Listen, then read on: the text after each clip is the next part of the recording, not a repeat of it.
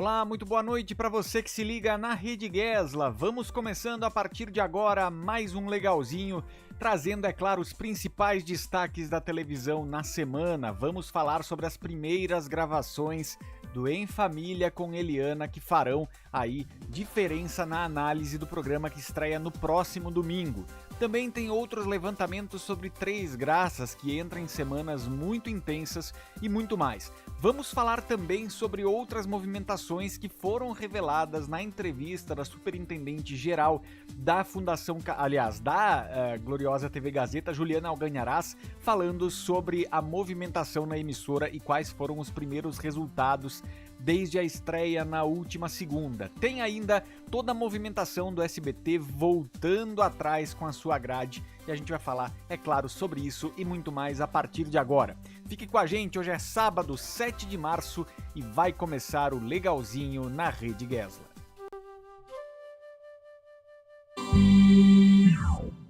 Legalzinho, agora 18 horas 23 minutos. Obrigado a você pela sua companhia, pela sua participação desde já aqui na nossa Rede Gesla de televisão. E você pode, claro, também deixar o seu like, o seu comentário no intervalo dos nossos assuntos. A gente conversa com o nosso chat, tá certo? Vamos lá então, começando com o nosso primeiro assunto deste sábado à tarde. Você que vai chegando, deixa aqui o seu like, o seu comentário, que sempre são muito importantes pra gente seguir juntos.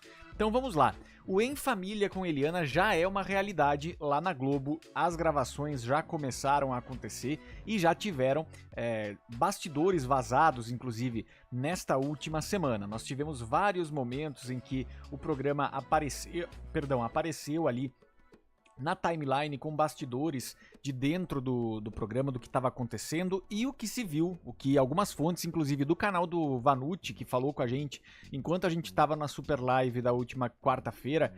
Muita gente falou com o Vanucci a respeito de um programa que não era lá muito inovador, era um pouco mais do mesmo, não tinham grandes novidades. A gente se viu ali, né, uma Eliana, claro, muito segura, muito firme naquilo que estava fazendo, porque é a característica da Eliana, a gente sabe disso, do quanto ela é competente na entrega, do quanto ela de fato tem um domínio do palco, um domínio da cena que é muito importante e faz toda a diferença. Agora, do ponto de vista de conteúdo, é história inspiradora, é história emocionante, é aquela coisa das pessoas ali no palco, uma perto da outra, falando sobre as situações de família e tudo mais. E eu fico me pergunto muito se essa é a solução para a Globo na tarde de domingo. Tanto é que algumas especulações dão conta que a Globo estaria, inclusive, fazendo intensificação de comentário com influenciadores, com outras figuras que fazem parte desse circuito, para poder ampliar ainda mais o alcance dessa estreia da Eliana, para não tomar sufoco do Domingo Legal já no primeiro programa, que pode acontecer, né? A gente sabe que pode acontecer, é uma realidade crescente que o Celso Portiolli veio desde o período em que ele assume o Domingo Legal. Ele hoje é um produto muito competitivo do SBT, inclusive com a Globo. Mesmo com a bagunça que vive o SBT, o Domingo Legal ainda é um daqueles programas que consegue se manter dentro da estrutura da grade de programação e principalmente como um bom motor de audiência para o domingo do SBT. Tanto que nem o Domingão conseguiu fazer frente. O Em Família com Eliana tem um pouco dessa característica, um pouco dessa responsabilidade. Eu me dei conta que o nome do Em Família com Eliana é um nome que ela sempre mencionou muito, porque quando ela dizia que fazia... Ela nunca falou programa de auditório ou programa de domingo, ela sempre falou programas de família, programas para a família, para o público família. Então eu acho que esse foi o conceito central ao redor do qual foi desenvolvido esse programa da Eliana, que vai estrear não amanhã, no próximo domingo. Então essa dúvida que eu fico muito grande, assim, se o que a maioria das pessoas presentes na gravação relatou foi um programa, claro, com o domínio de palco tradicional da Eliana, com toda aquela capacidade cênica que ela tem de entregar, de fato, uma conexão com o público, se com tudo isso a percepção ainda foi de um programa mais do mesmo, resta a gente saber como o público de casa vai sentir essa estreia de Eliana na Globo, um momento histórico, um momento que de fato traz uma força muito grande a partir de agora para tentar buscar esse distanciamento do Domingo Legal que a Globo espera há muito tempo, e a Eliana certamente é uma arma poderosa nesse caminho. Matéria do Notícias da TV diz o seguinte: Eliana abraça famílias de norte a sul em seu maior desafio até agora na Globo. Márcia Pereira escreve isso. A partir de 15 de março, o Em Família com Eliana, formato desenhado sob medida para a apresentadora e que marca seu maior teste na emissora desde a sua contratação em junho de 2024. Vocês lembram o quanto de repercussão teve essa contratação na época, né? O programa transformará famílias de anônimos e famosos em protagonistas, mostrando toda a diversidade que existe de norte a sul do país. As gravações com auditório começaram na quarta-feira, dia 4 de março, nos estúdios Globo em São Paulo, mas os trabalhos estão a todo vapor há meses. Cerca de 300 pessoas estiveram envolvidas diretamente na criação do programa. 300 pessoas envolvidas. Isso aqui já me faz lembrar muito o Portiolli, que cria os formatos do Domingo Legal com mais 2, 3 pessoas. Aí sim, precisa de mais gente para executar depois. Mas quando tem tanta gente envolvida para colocar de pé um produto como esse, eu acho mais difícil. Né? Depois de apresentar o Saia Justa e o Masked Singer, Eliana assume o projeto próprio na maior vitrine do entretenimento dominical, enfrentando a concorrência acirrada na TV aberta e também a fuga do telespectador para o streaming no dia que é considerado de descanso para a maioria das pessoas. A diferença do programa está no conceito, afirmou a própria Eliana. Abre aspas para ela. A família está no centro do nosso programa, das nossas ideias, das nossas atrações. Esse é o grande diferencial. Não sei. O novo programa une externas pelo país, visita a casas de artistas e uma competição musical entre famílias de diferentes regiões. Já vimos isso muito no programa Eliana também, né? A cada edição, 3 grupos sobem ao palco para disputar a permanência, avaliados por jurados e pela plateia. 3 convidados diferentes todas as semanas vão formar o júri. Só uma família segue na competição até a final, que será ao vivo, e a vencedora receberá um prêmio que ainda é mantido em sigilo. Eliana deixa claro que a proposta vai além do game show, disse ela, né? A gente vai falar um pouco dos Brasis dentro do Brasil através do programa. As pessoas vão se ver representadas. Olha a minha cidade, olha a minha cultura, olha a música de onde eu cresci. Vamos ver se isso vai rolar de fato. Eu acho que sim, a Eliana sabe conduzir esse tipo de história, mas eu fico muito na dúvida se esse é o tipo de tempero que pode vencer o Domingo Legal, que também é um programa para família. Essa é a complicação. Só o tempo dirá, vamos acompanhar os próximos passos, mas eu quero saber a sua opinião. Segue o Legalzinho na programação da Rede Guest.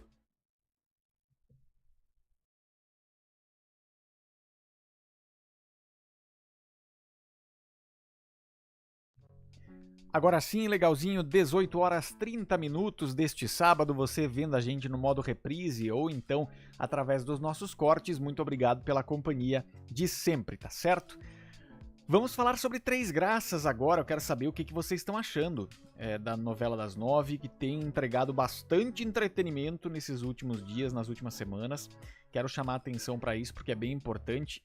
E eu quero saber a sua opinião. Qual é a sua opinião sobre as reviravoltas de Três Graças nas últimas semanas? A novela tem servido grandes momentos, grande impacto em muitas cenas, em muitas sequências, cruzando caminhos muito distintos dentro da novela. Nós temos todos os personagens envolvidos com as questões centrais da novela aparecendo muito no decorrer dessa última semana, e de fato a gente terá muitas reviravoltas que eu quero comentar com vocês a partir de agora, na sequência da novela Três Graças, que tem crescido muito na audiência. Teve um dia com 26 de média, que é um número para os atuais padrões da Globo muito alto. Mas de fato a novela conseguiu índices importantes e expressivos, e agora nós temos uma sequência de acontecimentos que o Du Seco trouxe lá no Notícias da TV e a gente vai comentar a partir de agora. Bora lá! 3 acontecimentos vão sacudir os próximos capítulos de Três Graças, novela que a Globo exibe às 9. Viviane será presa após uma armação de Ferete, né? O que colocará Leonardo Pedro Novaes definitivamente contra o pai, né? Teremos esse momento então de Ferete armando para a Viviane ser presa e o Leonardo ficando contra o pai, né? O sumiço da estátua do Ferro Velho levará Gerlúcia a uma atitude extrema, comprometendo-se ainda mais com o roubo investigado por Paulinho. Casper, obcecado pela obra de arte, surpreenderá a todos mostrando ela lá no seu Atelier, na galeria, né, durante o vernissage de Bagdá. Leonardo denuncia Ferretti, informado por Luciano de que sobre a proximidade entre Viviane e Consuelo, que gerou suspeitas ao tentar adquirir medicamentos com uma grande quantia de dinheiro. Ferretti armará contra a farmacêutica. O vilão plantará medicamentos falsos na casa de Vivi, presa pela delegada Marisa, pela distribuição das pílulas de farinha e por desvio de remédios autênticos para venda ilegal. A arbitrariedade da prisão, já que a acusação ocorrerá sem qualquer análise técnica dos medicamentos apreendidos, revoltará Zenilda. Enquanto a advogada atuará para soltar Viviane, Leonardo procurará Ferretti e declarará né, guerra ao pai a partir desse momento, que reagirá com comentários transfóbicos. E aí nós teremos aqui o Léo então procurando o Rogério, né? Vim porque cansei de ficar do lado errado, quero derrubar Santiago Ferretti. É o momento em que eles se unem para derrubar o Ferretti, nesse caso Rogério e Leonardo, né? O Leonardo se torna mais uma figura importante dentro dessa trajetória. Gerluce vai esconder o dinheiro em casa, né, da Estátua das Três Graças, e nós tivemos depois Arminda agirá contra o amante, no caso Joaquim. Com o auxílio de Helga, ela dopará Joaquim e escarafunchará todo o ferro velho até dar de cara com a estátua. No dia seguinte, ele dará por falta da peça, atribuindo o sumiço a ela. Vai comunicar aos aliados. A cuidadora Gerluce acabará escondendo as muitas notas na sua casa para desespero de Lígia. Se o dinheiro continuar no ferro velho, onde baixa a polícia, Bagdá, Arminda e sei lá quem, periga descobrirem logo a escultura já levaram. A essa altura, Ferretti estará ciente da participação de Gerluce no roubo e também Paulinho cada vez mais próximo da verdade sobre o caso. A obsessão de Casper pela estátua também vai ter desdobramentos nesses próximos capítulos, né? A gente vai ter ele caindo em desgraça por conta disso. A obsessão de Casper pelas Três Graças vai comprometer seriamente a reputação, carreira e relacionamentos do galerista. É ele quem estará por trás do sumiço da estátua do Ferro Velho com a ajuda de Bagdá. Convocado por Juquinha para dar um depoimento sobre o roubo após a policial encontrar uma máscara como a usada pelos ladrões no escritório dele, Casper se atrapalhará. Ele dirá que encontrou a tal peça na rua, enquanto João Rubens, repetindo o que ouviu do próprio marido, afirmará que a máscara estava no acervo da galeria de arte, né? E nós tivemos então, depois teremos, né, nesse caso, o Casper expondo as Três Graças na galeria de arte, e aí três desgraças vão acontecendo também. Bom, a novela tá pegando fogo, acho que tá muito interessante. Quero saber a opinião de vocês, o que vocês estão gostando, o que vocês não estão gostando. Coloquem aqui embaixo nos comentários. E nós vamos agora para os comentários de vocês no nosso glorioso chat aqui do nosso Legalzinho.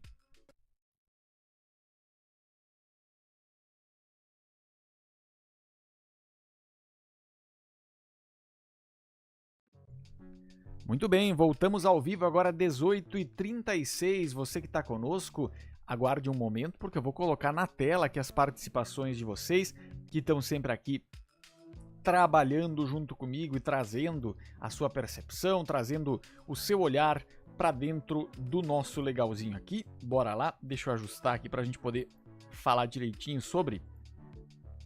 Bora lá, vamos ajustar tudo por aqui. Agora sim, deixa eu ver se eu já consigo formular por aqui o nosso chat. Vamos ver se vai dar certo. Bora lá. Está na tela? Está na tela, muito bem. Vamos lá, vamos ajustar aqui para eu poder conversar com vocês direitinho, as participações de cada um, sempre muito importantes para a gente poder seguir aqui com a nossa cobertura de televisão. Bora lá, Ana Paula tá ansiosa pelo Boom amanhã lá na Record, né? Estreia amanhã. Olivaldo Coelho mandando um boa noite, também obrigado pela companhia. Nós temos também Adolfo Matos, a Ana Paula falando mais uma vez sobre o Boom que estreia amanhã. Gustavo Henrique conosco também. Chaparron vai chegando. Boa noite. Obrigado, Chaparron, pela participação. Cauã Marcolano junto com a gente. Boa tarde, Juninho. Tudo bem? Tudo certo. Claudete Santana também junto com a gente.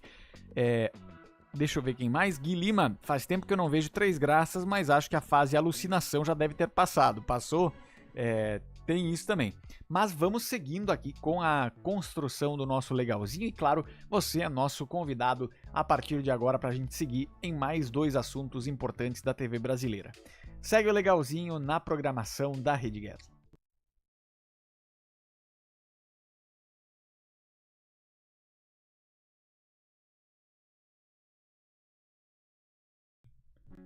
Muito bem, vamos lá então agora seguindo por aqui o nosso legalzinho, vamos trabalhar com o nosso terceiro assunto, e esse assunto ele é um assunto complicado. Olha, para começar a entrar nesse assunto, a gente tem que pegar muitas referências, pegar muitas coisas que são complicadas da gente colocar em perspectiva. Porque eu acho que a questão do SBT tá cada vez mais grave, num nível tão sem volta, mas tão sem volta, que fica muito difícil de acompanhar. Depois de apenas uma semana com a sua grade alterada, o SBT volta à grade para a maneira com que estava.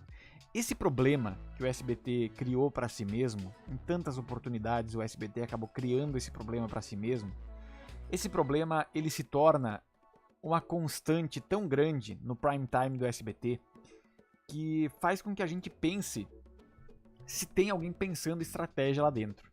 Se tem alguém tentando pensar em algo que realmente funcione. Porque esse teste de ir e voltar com a programação tantas vezes como já foi feito, tantas vezes o SBT já trocou programação, já colocou outro programa, já trocou horário. Isso era tradicional também no tempo do Silvio Santos, mas eu acho que pela primeira vez em muitos anos o próprio SBTista não sabe mais o que olhar em que horário. Não sabe mais o que assistir em qual horário. Então, eu lamento falar sobre isso de novo, porque eu acho que é o SBT se perdendo e afundando cada vez mais, tendo mais dificuldade de se recuperar depois daquilo que propõe, né? Daquilo que está propondo dentro do contexto de uma emissora que tem um trabalho profissional. Né? César Filho, então, volta para as 7h30 da noite.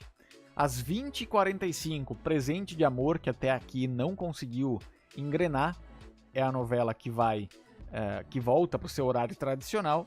E o Ratinho foi empurrado um pouco mais para as 15 para as 10, justamente porque começando às 9h30, ele vinha tendo muito problema na questão de conseguir manter os índices, porque o enfrentamento com a novela das 9 era do início ao fim.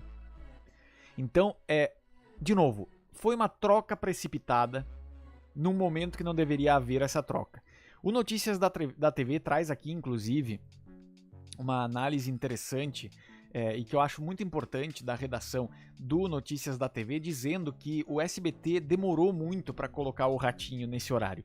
Ele poderia ter colocado o Ratinho às 9h30, quando Mania de Você estava sendo exibida, e dava ali 19, 18 pontos. Né? A fuga de telespectadores, quando aconteceu aquilo ali, quando terminou Força de Mulher na Record também. Tudo bem que As Filhas da Senhora Garcia ajudou também o SBT naquele momento, conseguiu dar uma audiência um pouco mais estruturada. Mas é fato que a maneira com que o Ratinho é um agregador de audiência para o SBT não pode ser tratada de uma forma a deslocar para qualquer horário e achar que vai dar certo, que ele vai dar esses 3 pontos, que ele vai dar 5 pontos em horários alternativos. Então vamos ver o que vai vir pela frente, mas o fato é, o SBT erra e sofre muito com os seus erros de tanta mudança de programação, de tanta estratégia estranha de programação, né, que eu acho muito importante que se coloque aqui, acaba fazendo com que o telespectador, mesmo o mais apaixonado pelo SBT, não consiga compreender isso. Começa a rolar um ranço muito grande. A saída da Vila do Chaves para colocar notícias impressionantes no lugar, no domingo de manhã, é muito estranho. O Gardinali de manhã tem segurado bem a audiência, cresceu em determinados momentos, mas o SBT não estava com tanto problema nesse horário da manhã cedo desse jeito. Né? Então, parece que há alguns esforços que vão para um lado, mas há outros esforços que não têm sentido nenhum e acabam sendo continuados, mesmo se provando totalmente ineficientes. É difícil, é complicado na televisão que tem torcida, torcer pelo SBT nesse momento, porque o time que está jogando, embora tenha jogadores excelentes, jogadores muito competentes, parece que não está sendo bem escalado da melhor maneira possível. Segue o legalzinho na programação da Rede Gesla.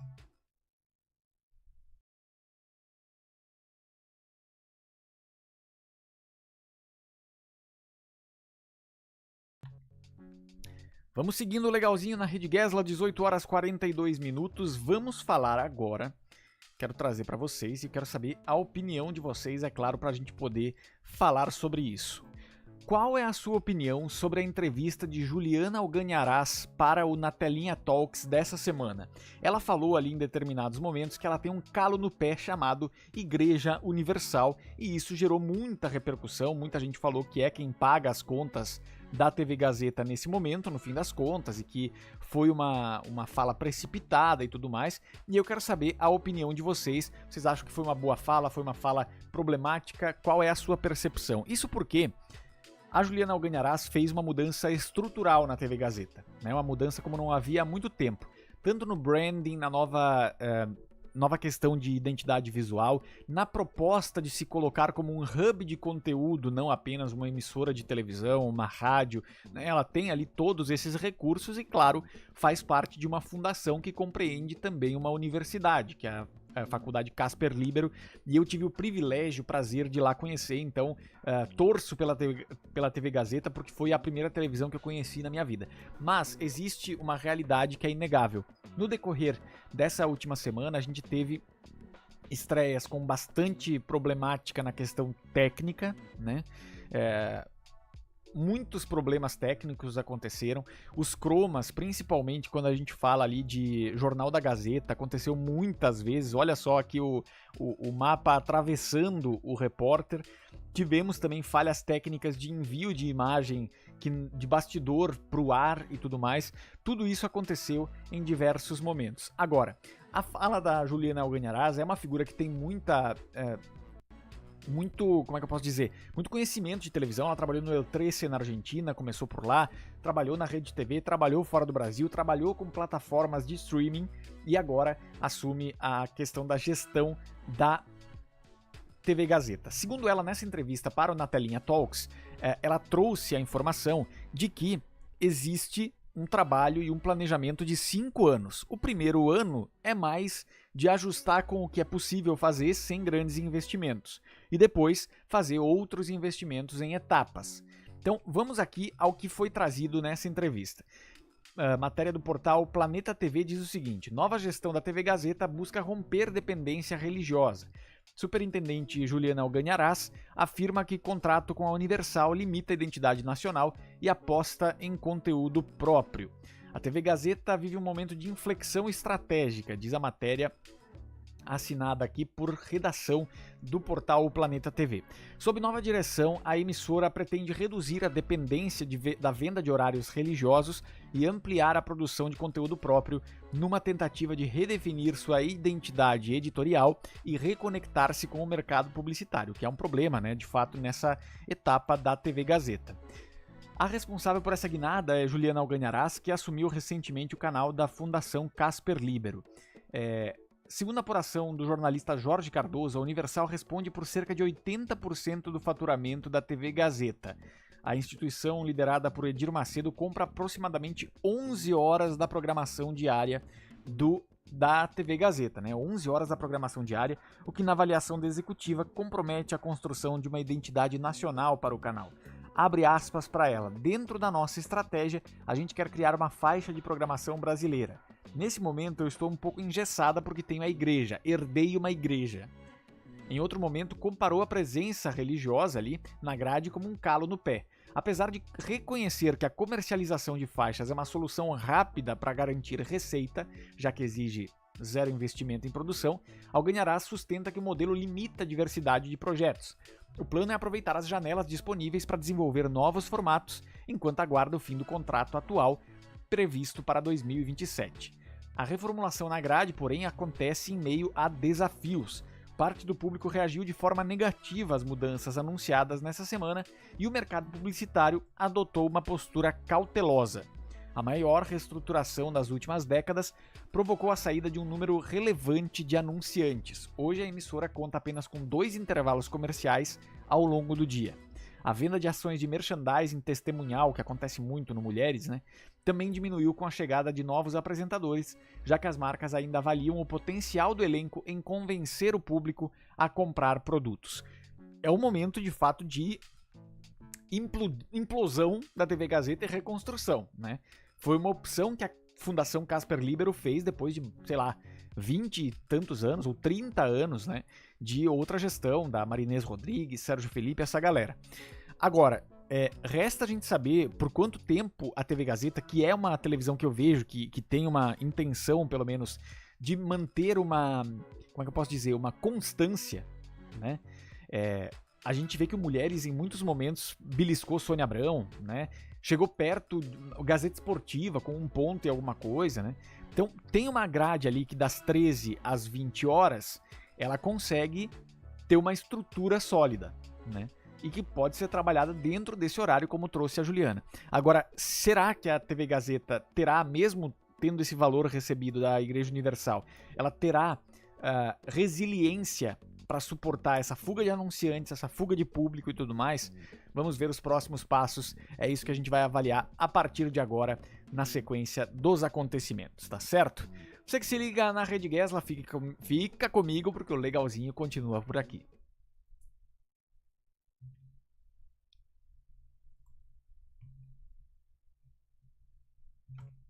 Legalzinho agora, 18 horas e 49 minutos.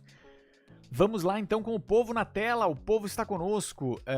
Deixa eu ver aqui, deixa eu ver, vamos lá. Cauã Marcolano dizendo: eu acho que o SBT não dura muito tempo sem passar desenhos de Chaves e Chapolin e desprezando as novelas mexicanas. Os desenhos a gente sabe que não fazem mais diferença, não são importantes para a grade porque acabam até prejudicando, né? Mas eu acho que sim, acho que a questão das mexicanas teria que ser mais bem pensada. André conosco, nem Chaves e Chapolin dão mais audiência no SBT e desenhos a gente viu o fracasso infantil. De fato, o Patati Patatá era como é que diz, artisticamente era muito bem pensado, muito bem projetado, mas do ponto de vista comercial e de audiência foi muito mal. Gui Lima conosco, uma pena mesmo o SBT estar assim, o que a gestão Pelégio destruiu é quase impossível de se recuperar. Infelizmente, só um profundo rebranding assertivo, quase milagroso. Acho que rebranding nem é o caso, assim, eu acho que eu não sei mais o que opinar sobre o SBT, sinceramente. Eu não sei mais o que dizer de opiniões sobre o SBT, porque eu acho que é uma crise como nunca vimos antes. Vamos lá. Deixa eu ver quem mais.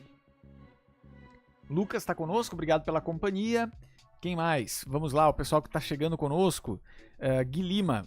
Não vi nada da nova Gazeta, mas achei que nesse caso o rebranding descaracterizou muito um canal tradicional, aquele lugar seguro. Nesse caso, acho que não precisava jogar tudo fora como foi feito. É a visão do nosso querido Gui Lima aqui conosco, que faz parte como da comunidade de membros da Rede Gesla. Você pode se tornar membro da Rede Gesla também. E lembrando que você pode comprar seus produtos pelo YouTube Shopping, que tá pinado aqui embaixo.